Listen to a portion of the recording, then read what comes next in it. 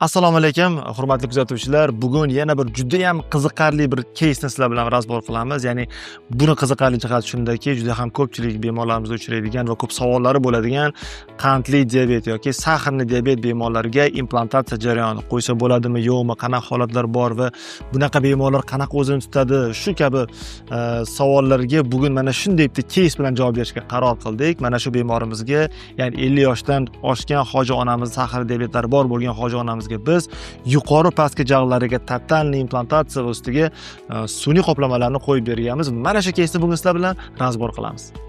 Ushbu keysimiz yana bir ahamiyatli jihatda shunday iboratki, bemorning so'zidan bemorimiz 6 oy oldin olib qo'yiladigan syomniy protez qo'ydirganlar, falon pulga qo'ydirganlar, lekin mana shu syomniy protez qo'ydirganlari bulardagi bor bo'lgan sahrli diabetning fonida vaziyatni, ya'ni suyak holatni, milklar holatni, stomatlar, xullas yumshoq va qattiq o'qimada juda ham katta yomon o'zgarishlarga olib kelganlar. Shuni hisobiga ham keyinchalik ovqatlanishda qiynalishlari, mana bu joyda ko'rib turibsizlar, yengillarida tishlarning atrofida yiringli jarayonlar paydo bo'lishi, har bitta tishlarda mana bu yerda yiringli, bu yerda yiringli joy, mana bu joylarda nafaqat yiringli jarayon, balki suyakni ham maksimal darajada yemirilib ketishiga olib kelgan. Bu esa bemorimiz shifokor stomatolog uchraganlarida ko'pchilik shifokor stomatologlar birinchidan sizda qandli diabet borligi va ikkinchidan mana shu qandli diabet vaziyatni og'irlashtirib olganlik hisobiga sizga umuman implantatsiya qo'yish mumkin emas va bundan tashqari siz faqatgina bir umr syomniy protezda yurasiz degan gaplarni aytishgan ekan. Shundan keyin bemorimiz o'z umidlarini o'zi bo'ldi. Faqat shunaqa ekan deb qiynalib yurgan bir paytlarida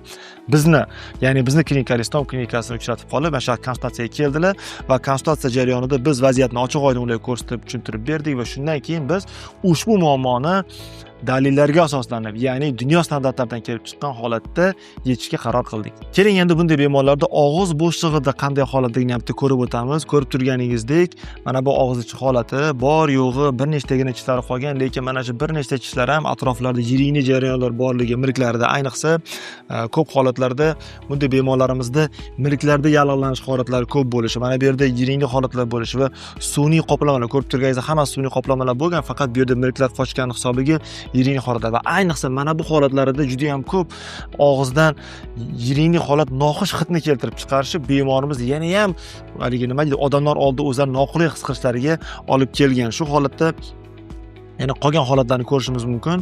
Mana bu yon tomondan ko'rinishi, ichkari tomondan. Keling tepa tomondan ko'radigan bo'lsak, aynan sahrli diabeti bor bemorlarda juda ham xavfli bo'ladi. Aynan syomniy protez bilan muammoni hal qilish. Chunki bu yerda syomniy protezi bosimi aynan milklarga o'ch hisoblangan. Milklar o'ch shundoq ham nozik bo'ladigan, shundoq ham o'tkazuvchanlik yomon bo'ladigan holatda botib, u yerda ham yaralarni hosil qilish va keyinchalik u yerda suyaklarda yemirish jarayoni yana ham tezlashtirib yuborishi vaziyatni, aynan mana shu bemorimizning vaziyatini yana ham og'irlashtirib yuborgan. Mana pastki jag'larni, bu yuqori jag'lari, mana past jag'larni ko'radigan bo'lsangiz, suyaklar ingichkaligini ko'rdingizmi? Nihoyatda suyaklari shu darajada ingichka bo'lib ketganki, mana shunday chiziqda ingichka bo'lib ketgan. Mana bor tishlarning ahvollari ham yaxshi emas. Eng noxush holati mana bu joyda yirik holatlarni ham, kuchayayotgan holatlarni ham ko'rishimiz mumkin. Mana o'sha bemorimizga 6 oy oldin qo'yib berilgan juda ham yaxshi sifatli degan olib qo'yiladigan protezlar va aynan mana shu protezlar bemorimizning qandli diabet vaziyatining fonida vaziyatni yana ham og'irlashtirib yuborgan va mana shu protezlarni voz kechish maqsadida bizga oldimizga murojaat qilib kelgandilar.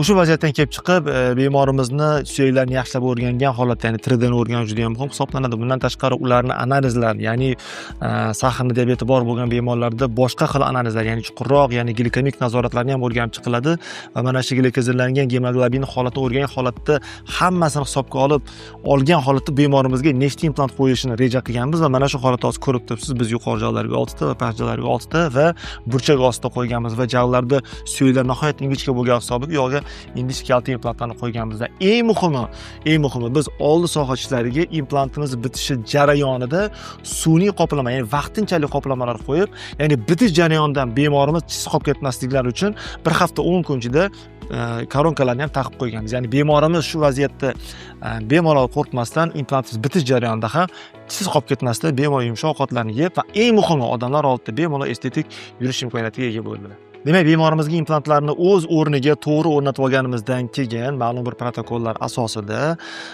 va ularga sun'iy ustiga vaqtinchalik, ya'ni implantlarimiz 100% yaxshilab bitib olgungacha bo'lgan periodda tishsiz qolib ketmasliklari uchun biz doimiy 7-10 kunda vaqtinchalik sun'iy qoplamalarni qo'yib berganmiz. Mana bu yuqori jag', mana pastki jag'ni ko'rib turibsiz va yuqori va pastki jag' holatlarida mana bunday holatlarni ham ko'rishimiz mumkin. Va mana shu ya'ni vaqtinchalik qoplamalar yurish periodida bemorimizni juda ham qulay sharoit kutib turadi. Chunki implant qo'yilgandan keyin odatda 6 oy yoki undan ham ko'proq tishsiz yurish imkoniyatini taklif qilishadi ko'pchilik. Lekin bizning klinikamizda biz ushbu bemorimizga saharni diabet bo'lishlariga qaramasdan biz bemorlarimizga qo'yib bergan implantimiz ustiga 7-10 kunda sun'iy, ya'ni vaqtinchalik sun'iy qoplama o'rnatib berganmiz. Buning yaxshi tomonlari shundan iboratki, bu bemorimizga vaqtinchalik qoplamalar mana shu implant 100% bitish jarayonida bemalol odam oldida yura olishlari, gapira olishlari, o'zlarini hayot sifatlari yaxshi bo'lishi. Bundan qolaversa, bemalol yumshoq ovqatlarni, albatta shifokor stomatolog nazoratida yumshoq ovqatlarni ham bemalol tanovul qila olishlari imkoniyatiga ega bo'ladilar. Eng muhimi, tishsizlik muammosidan, tishsizlik bolasidan va hamma aytgandek sizga mumkin emas degan nima deyiladi, javoblarga va ishonchli gaplariga biz mana shunday natija bilan javob berdik. Biz ijtimoiy tarmoqlarda juda ham xabaringiz bor, juda ham faolmiz, harakat qilamiz, o'zimizni klinik holatlarimizni rasmlarda ko'rsatishga harakat qilamiz. Lekin bugun bunday murakkab, ya'ni diabetik bor bemorlarda bo'ladigan jarayonlarni aynan nafaqat shifokor stomatolog biz davolagan jihatdan, balkim o'zlaridan ham o'zlarining fikr mulohazalari, qanaqa qiyinchiliklar bo'ldi va nimalar uchradi yo'llarida va aynan bu muammoni qanday yengib o'tdilar, shu haqda o'zlarini xolis fikrlarini bildirib o'tganlar. Bugun aynan bugungi razborimiz boshqacha, ya'ni ushbu odzivni, ya'ni o'zlarining xolis fikrlarini mana shu hozir bitta ko'rish imkoniyatiga ega bo'lasiz va o'zingiz baho berib bir fikr bildirish imkoniyatiga ega bo'lasiz. Marhamat. Shu yerga doktor Farhod Usmonovga kelishimdan oldin, bundan 1 yil oldin tishlarim juda ham stomatit bo'lib, bir necha yil oldin boshlangan stomatit katta yaraga aylanib, temperaturam umuman tushmay 1,5 yil davomiga tinimsiz har xil davolar qilib, har xil doktorlarga uchrab chorasini ko'rishga harakat qilganman. Hech yaxshi natija bermagan. Keyin Qashqadaryo viloyati o'zimiz tomonga yaxshi doktorlar ham ko'p, lekin o'shalarga uchraganimda birida sizga implant qo'yib bo'lmaydi, chunki tishlaringizda yemirilib, suyaklari yemirilib ketgan, ham juda katta yaraga aylanib ketgandida, mana Farhod Usmonov ko'rganlar. Shu payt 7-8 ta yara tinimsiz bitmay, oxirgi paytlar temperaturam 39, katta temperatura bilan yuradigan bo'lib qoldim, dori ichib, ukol olib, tinimsiz. Shundan keyin majbur bo'lib yana ozroq davolanib o'sha bir doktorga qoplama tish qo'ydirdim-da, olib qo'ydilar ekan tish. Yaxshisidan qo'ydirdim, bu ham keramika, yana hozirgi zamonaviy tishdan qo'ydirdim, anchaga tushib. Chunki implant sizga bo'lmaydi degan uchun ishonib, endi tishsiz yura olmaysiz. Hali endi yashashdan umringiz katta. Shuning uchun qo'ydirdim, lekin undan keyin battarlashib ketdi. Yaxshi tomonga o'zgarmadi. Battar yaralarim juda ham kuchayib, keyin больницаlarga tushib qoldim ko'p. Faqat tinimsiz har 10 kun bir hafta yaxshi bo'lsam, 10 kundan shu yotib, doktor, hamma doktorga borib yurdim, davolanish chorasini ko'rib, hech kim ham antibiotik ola olmasdim. Shu sababli hech kim davolay olmadi. Deya olmayman, tabiiy usullar bilan harakat qildi. Bo'lmadi. Oxiri keyin YouTube'lardan qidirib Toshkentga o'zim, shu o'g'lim ham shu yerga yashaydi, o'zimiz ham shu yerda turganimiz uchun oxiri YouTube'lardan topib, ko'nglim urgan 4-5 ta doktorlarga bordim. Ulardan shu Toshkent shahrida ham 4-5 talari juda yaxshi mutaxassislar tishimdagi ahvolni, ukol ololmasligimni bilib, ham suyaklar umuman erib bitganligini bilib, jag' suyaklarimni quyish tavsiya berishmadi. Chunki quysa yomon oqibatlarga kelish, olib borish ehtimoli bor deyishdi. Yana umidimni uzmadim. Farhod Usmonovni yana oqtarib, shu yerga kelganimda umid uchqunlari menga uyg'ondi.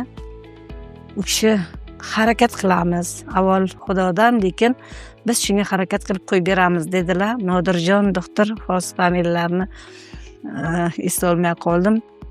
O'sha kishi bilan hamkorlikda menga implant ko'chirib, keyin suyak yetishmovchilik bo'lgan joylarga endi o'zlarini ishlari bo'yicha nimalardir qilib, o'sha narsalarni qo'yib, tez kunda ish qilib, 10 kundan keyin men qiyinchiligini bilganim yo'q. To'g'risi endi hammasini bo'ynimga olib kelganman. Bundan katta og'riqlarga tayyor bo'lganim uchun hech qachon menga bu ishonch bilan kelganim uchun og'riqlar ham sezilmadi, bilmadim. Qo'llar dard ko'rmasin. Nodirjon bilan birgalikda operatsiya qilib, to'g'ri operatsiya uzoqroq davom etdi, chunki meni og'zimga bir dona ham tish qolmagandi. Hammasi suyaklar yiringlab tamom bo'lib ketgandi. Yaralarni tozalab, o'shandan keyin implantni o'rnatdilar. Adashmasam o'zlarining mutaxassisligi bo'yicha o'sha suyak yo'q joylarga nimalardir qo'ydilar.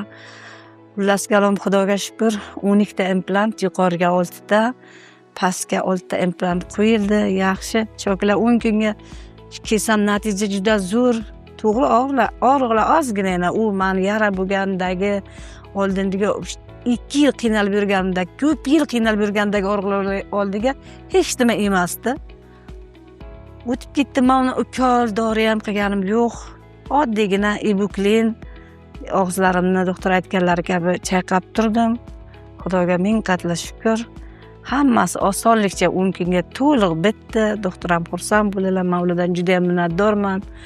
Doktor Farhod Usmonovdan, Nodirjondan. Keyin hammasi yaxshi natija bo'ldi. Vaqtinchalik tish qo'ydilar. Hozir juda ham xursandman. Xudoga ming qatla shukr. O'sha nima qildi bular qo'llari shunchalik gurakam, men hayronman. Yaralar umuman yo'q, chunki bu bitmaydi deb menga shunaqa deyishgandi. Bu bitmaydi. Bitmaydi bu stomatit, siz o'tkaravergansiz, xronический bo'lib ketgan. Ham antibiotik ola olmaysiz, mikrob pishirganmisiz degan gaplar aytgandi. Umidim ko'proq uzilgandi, lekin YouTube'dan qidirib shu o'g'lim ham sababchi, mingdan ming rahmat aytaman. Yuragim shu doktorga uribdi, yana qaytib boramiz deb doktorga borgandan keyin yana keldik. Xudoga ming qatla shukr qilaman. Hozir o'zimga ishonmayman to'g'risi. Chunki ko'p doktorga 2 yil sarsonim chiqib davolanib berdim. Shuna qo'rqadiganlarga nima tavsiya qilgan bo'lasiz? Siz o'shan boshqa. Kelinglar, to'g'risini aytaman. Hozir kimni ko'rsam aytayotdim. O'zimning singillarim bor, opalarim, dugonlarim. Menikidek darajaga emas, lekin tishi yo'q-da hozir. Ko'rishga qo'rqaman, kimlardan bir eshitdim, больницаga tushibdi, voy nima bo'pti deb. Bu hammasi bilmadim meni kimdir organizm qanday bo'lsa, men hech qanday og'riq sezmadim. Og'riqlarni bu hech qanday og'riq hisobiga kirmaydi. Avvalo xotin-qizlar bundan ham katta og'riqlarga chidamlik, bardoshlik. Xursandman, osongina o'tib ketadi. Mumkin ichiga hech nima ko'rmaganday shuna o'zlari zarzab bo'lib ketarganda xursandman. Har kun to'g'risini aytsam, doktor oynaga qarab o'zimga ishonmay, o'zimning tishlarim qabul qilgan. Sizlarga minnatdorman hammalaringizdan. Rahmat iloyim. Mana bemorimizni ham xolis fikrlarni o'zingiz eshitib ko'rdingiz. Ko'p holatlarda agar mana shunday muammolar qiynayotgan bo'lsa, ya'ni ham shu syomniy protez taqib, saharni diabet fonida yoki boshqa shunga o'xshagan kasalliklar fonida bo'lib yurgan bo'lsangiz va aynan eng yomon tomoni sizga boshqa ko'p stomatologlar yo'q, buni iloji yo'q, mumkin emas deyotgan bo'lsa, unda biz sizga o'zingizni muammoingizni ishonchli, doimiy, to'g'ri, ya'ni ilmiy tadqiqotlarga asoslangan va eng muhimi natijali va ishonchli sizga sifatli xizmat ko'rsatadigan stomatolog, ya'ni o'zimizning xizmatlarimizni taklif qilamiz. Chunki bunday bemorlarni mana ko'rib tursa, juda ham o'zlari ham yaxshi fikrdalar. Shuni hisobiga agar sizda ham shunaqa muammo bo'ladigan bo'lsa, sizga ham bir ishonchli va sifatli va ayniqsa mustahkam va uzoq xizmat qiladigan natija kerak bo'ladigan bo'lsa, unda mana shu videoni tagida biz havola qoldirganmiz. Mana shu havolaga siz o'zingiz ma'lumotlaringizni qoldirsangiz, bizni menejerlarimiz siz bilan tez orada bog'lanishadi va sizga to'g'ri keladigan mos va xos bo'lgan davolash rejasini, umuman konsultatsiya jarayoniga sizni taklif qilamiz.